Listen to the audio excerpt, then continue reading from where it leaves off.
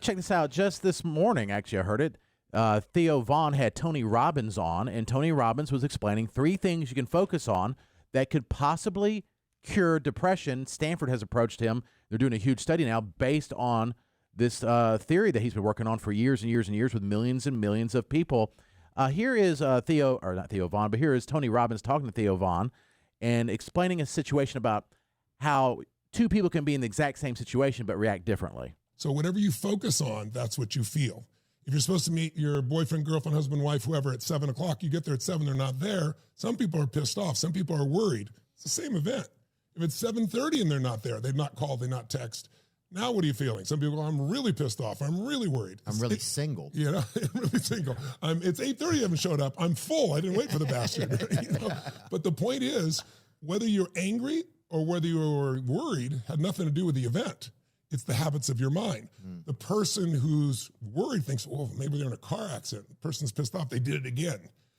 So it's about what your focus is and what you've trained your mind to do. And so these now are the 3 things that he says, if you can focus on these things, it can just improve your life. Whether it gets rid of your depression or not, it's going to lead you to be more successful, in his opinion.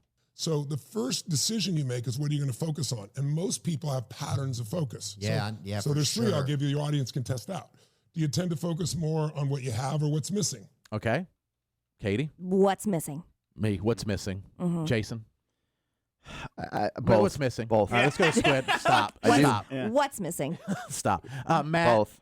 That's a good question. I think probably more what's missing. Yeah. Squid? I try to think about what I do have. I do that. But definitely more often than not, what I don't have. Yeah, I think that's the point. So we all are grateful, try to be grateful for what we have, but where does your mind go first? It goes First, it goes what I don't have. Yeah, right. Yeah, you're right, Jason. And I try to. It's just the same concept of watching horrible movies to make it look like, oh, my life is not as bad. I try to do it, though. Well, I know, like, we've been there's been times where the ratings come in and we're number 1. It's the greatest ratings of all time. And Jason used to, maybe not anymore, be like, but we're not number 1 in Asheboro with men 71 to 79. I'm like, okay. But that's not something. Why are you focused on what we don't have? We all skew to what we're I missing. do it too. Yeah, I do it too. I totally do it. What's missing? Yeah. Do you tend to focus more on what you can control or what you can't control? I feel out of control all the time. So I think I'm constantly trying to get in control. So I guess I'm focusing on what I can't control. Okay. In a weird roundabout way. Yeah. It's because I have a lot of anxiety I think around control. When I get to the point where it's like I can't control any of this, then it forces me to focus on like the one thing I might can control, which is maybe what I'm going to eat, and then I can't control that either. So it's like it's just very frustrating. That is like never high on my list of things I can control. I'm just trying to think of like, was there anything I can control? No. Jason Goodman? I can't say because y'all answer for me. Well, that was just the last one. Go ahead. I think I do focus on what I can control because when I know it's out of control, I can't do anything. I get frustrated, but there's nothing I can do. Right. Matt and Squid? For me, it's the things I can. I push that on my wife a lot. I'm like, you can't update or do anything about this situation, so just wash your hands of it. That's so hard to hear. I mean, I will thoroughly vet it, though, don't you, Matt? Like, I'll thoroughly see if there's any possible way we could do something to influence anything of it. But when I exhaust all options, I'm just like, can't control it. Nothing we can do. I mean, I might even think to a fault, I might wash my hands of it even early sometimes.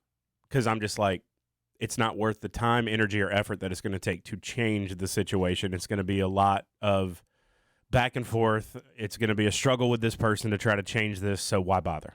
How do you just give up that easy? I don't know how you give up that easy. I'd like to have it. I love that you quit, Matt. Yep. Yeah, I know. I 100% quit on those situations. Yes, I would love to be able to just turn it off. Because I just think in the long run, it's not going to change. Like if I'm going to sit here and just bang my head against this wall 50 times, I'd rather just do it twice and then say it's not worth it. But don't you have the fire inside to want to make the change? Sure, but I give You're talking about like when other people are involved and just like you've seen it a million times, they're not going to change. It's like, okay. Oh, like, so in people, not maybe, situations. Is that what you're saying, Matt? Yeah, because I'll talk to different people and they might be struggling with one individual in their life. and it's the same thing over and over and over. Like, I wish they would do this. I wish they would do this. And eventually I'm just like, Oh, yeah. at a certain point, you can't force them to change. Yeah. That is very true. And as much as you want to sit here and put your stress and energy into trying to help them change or to make them change, it's not going to happen. So instead, you have to alter the way that you approach that relationship or that situation or that perspective, because you're never going to change the way that they feel about it. So either remove yourself from it or change your approach to it. Okay. Okay, after hearing Matt's answer, I would go for I still focus on what I can't control, because he's got a style. I go to I wish I could be like that. I go to extreme measures. Me to too. make sure I can't, and then if I finally can, not like that, not like Matt. Matt's out. Yeah, I've seen way too many people, like people in my family with relationships, they just go on, and I'm like, I don't know how you have the time in the day to put that much thought into this. No, here's the thing. We don't. Yeah. We don't have the time, because speaking from somebody's point of view who obsesses over everything and feels guilt over everything or wants to change. I don't know. There's like the passion, but there's also a drive, and then probably also some sort of sickness where I can't give it up. Yeah. We don't have the time. And That's so so then true. we become overstimulated with also balancing the things that we are supposed to be doing, along with the worrying of and trying to change. Right. And so I focus on things I can't control because it seems like to dominate my life. And then I agree with you, Katie, 1,000%. But when people ask me for advice, I go, listen, do what you can. Yeah. You can't control the outcome. We see it clear But as day. I don't take my own advice. Hell no, Ever, nobody never, does. Nobody. Nobody does. All right, and Squid, I don't think you care. Yeah, I'm like the same way to like it was Matt As to Matt? a fault almost. I'm jealous. Even if I have the slight inclination that I might not be able to control the situation, I just abandon it, and then I'm out. Like, We know.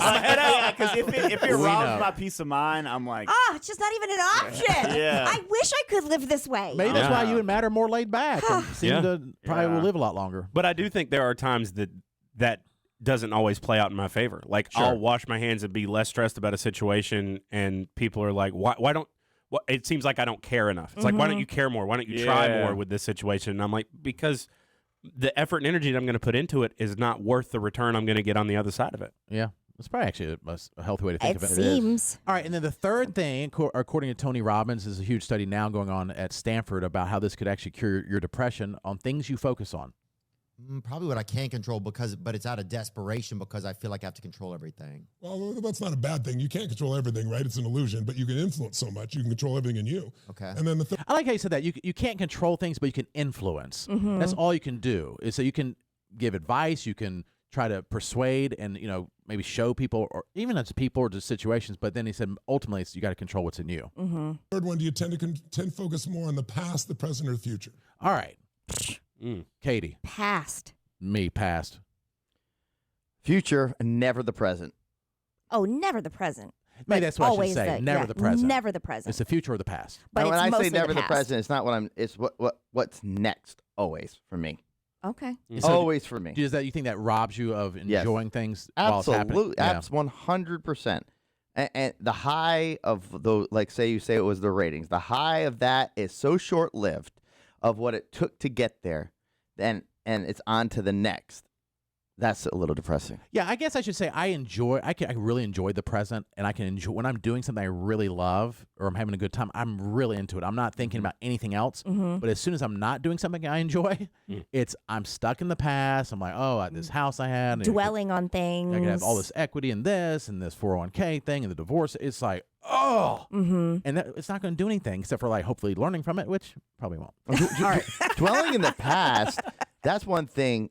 If dwelling in the past, that is definitely one thing when it comes to control that you can't control anymore, right? Right, it's over. No, but Right. I did say to Jared earlier, so this is how I feel about that. It's like, yes, the exact moment is over, and there's nothing that you can do about that exact moment, but things that have happened in the past absolutely influence what happens today, tomorrow, and the next day, or they can. So just because you're like, it's over, can't do anything about that, doesn't mean you're not going to be affected by it. You're still affected You're by still it. affected by it. But I There are think- still things that have consequences. Yeah, Right. but it's the dwelling part of it's already happened. And I think a lot of guys are like this more than girls. A lot of guys are just like, it's already happened. What can I solve now moving forward?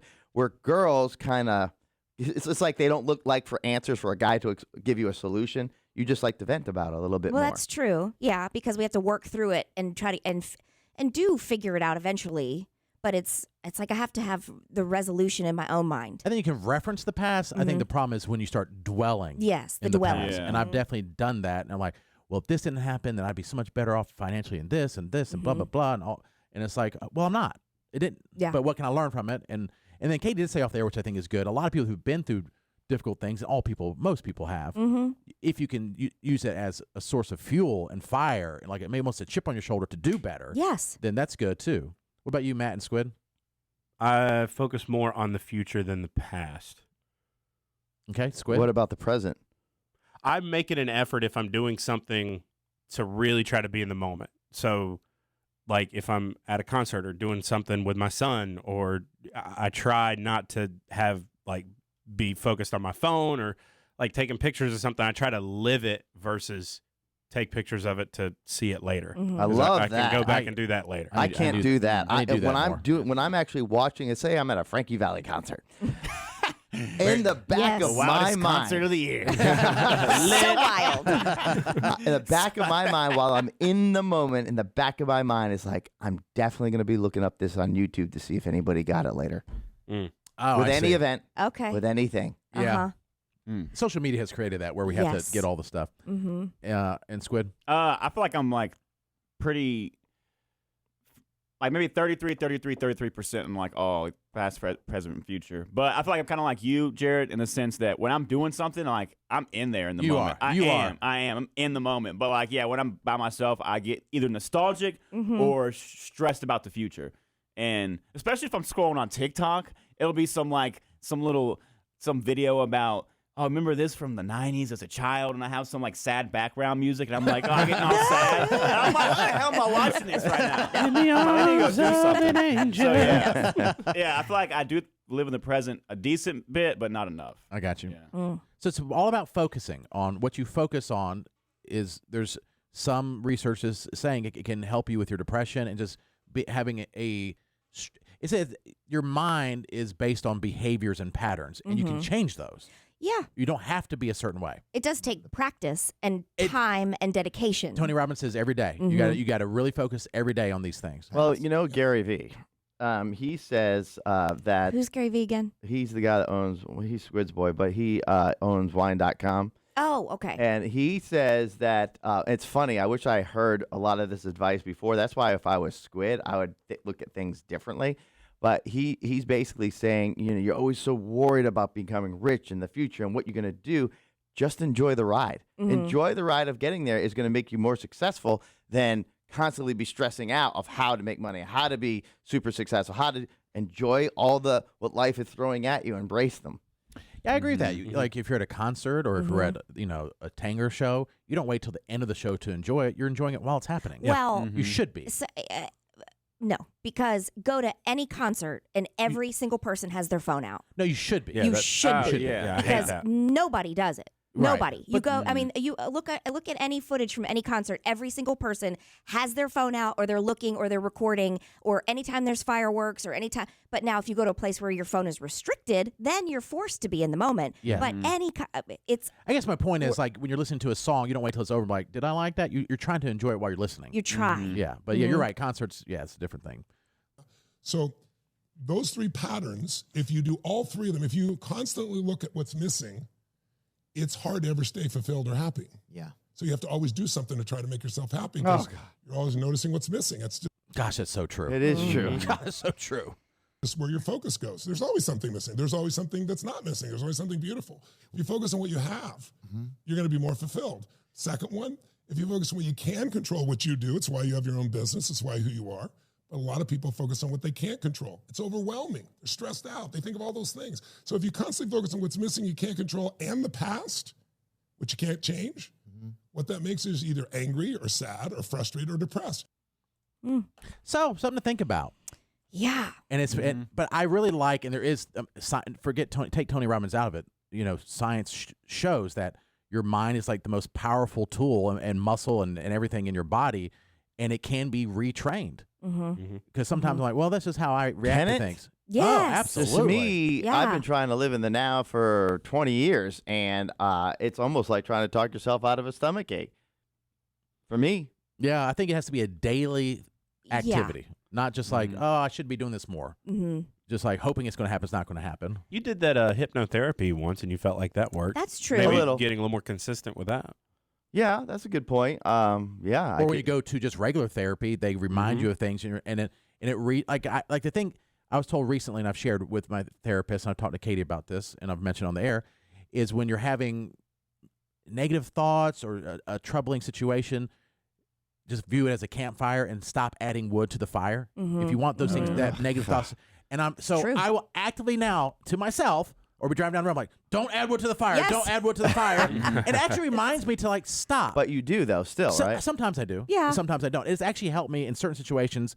There's something that even just a couple days ago, I was like, stop. Mhm. Stop adding wood to the fire. There's nothing I can do about what happened. It's And over. that's your tool. You are utilizing so it's a the tool. But if I didn't have that, and I was just hoping to think Mhm. differently. It doesn't help. And it doesn't happen overnight either. I mean, you're now you're No, it's given not the overnight, tools, right. and then you're starting to utilize them. And they always say the first step is to recognize. So you're Right. recognizing and you're using, and so then eventually it becomes second nature. Well, will say they say don't be on your phone too much and don't do Mhm. this. When I'm on TikTok and I hear some of these, maybe not a Tony Robbins all the time, but the Gary V guy, it actually does make me feel better and look at things differently. Yeah. And also, I will say that the Jonathan Robbins guy also has done that in a way where for the next, and I have to reflect back of what he said. But if I hear him speak and he says something that hits home, that helps me Mhm. focus and a little bit more peaceful. I'm less anxious and I look at things differently. I enjoy things more, appreciate what I have. Totally with him. But then it dies out. It just ends up dying well, out. that's just life. It's Then you're going to human have to go to church You know. every week? Yeah, Hell. That's it what. helps. That's It the, could help. It that's could the help. design But of it it. might not always be good. I don't know. Jonathan and Jonathan Robbins is Jason's Christian pastor. That Jason, is a brand new Christian. So I'm not. I'm agnostic. no Please relation to don't- Tony Robbins. He's our newest Christian soldier. But Yeah, I- Look at him. I am agnostic still to Okay. this And point. I think in Katie, in your Catholic church, they encourage you to do things on a daily basis. Yes. That if you do them, it can put you in a positive You start your day positively because you're doing Yeah. good things. And also, I read a lot of self-help books. Right. You know, Okay, that that helps helps. too. Yeah. Yeah, All right. and there's a book called "Don't Sweat the Small Stuff" that I Mhm. read years ago, and that kind of Oh, I sweat all the things. yeah, I do I too. sweat all But the it's things. that sometimes is a good very reminder. powerful. I read a book once called "Who Moved the Cheese," but I don't remember what it's about. Anyway, Are you being serious? what? That's the name of the book that you for real you read that? Yeah. Okay. Ben went to a conference, not kidding. Or it was actually his Christmas party for his work, right? And they played that game where it's all these different prizes are in a huge ball of plastic wrap, and everybody you like trying to unwrap it and you toss it to each Oh, other or yeah. whatever. That book, Who Moved the Cheese, is what he got. That is Oh, bizarre. There you go. Wow. I was like, he heard me say that. No, Wow. I've We have it in our house, and he was like, "Guess I'll read this." like when I was in sales, yeah. they recommended it. Wow. Who Yes, moved the cheese? Who moved the cheese? Don't remember anything about Well, he it. is in Well, sales, so yes, maybe. he is. That's why he. Yeah. I'm sure that's why he got it. If you need to reread it, let me know. I'll bring Okay. it to you. All right, awesome. I thought you were joking. I was doing a joke as just naming a book I can think of, but I do remember when I was in That- sales they sent me Who that moved book. the cheese? Yep. Yeah.